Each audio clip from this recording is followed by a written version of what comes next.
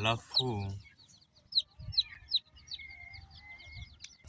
hao wenye wanasema eti Mutuma alikataa kunisapoti kwa sababu mimi ni mrasta. Nataka pia wajue hata familia yangu ilikataa kunisapoti kwa sababu mimi ni mrasta.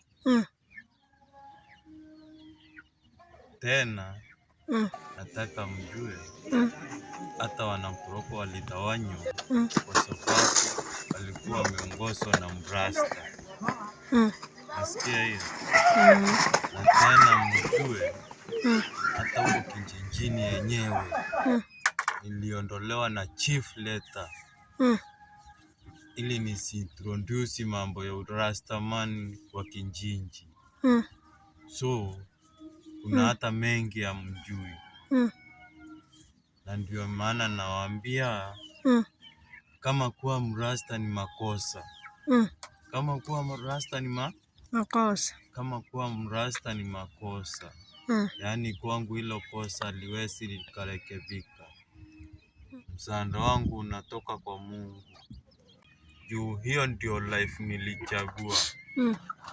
Yeah. Ndio maana nauliza.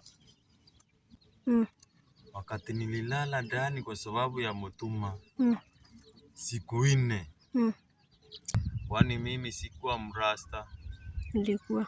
Alafu siku 19 tukiwa tunahojiwa na DCI tukapatikana hatuna hatia ya kumla ng'ombe wa Mwangasa.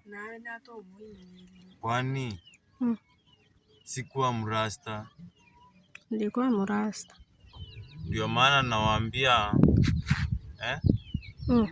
watu waachane na propaganda. Yoyote mnasema sio ukweli.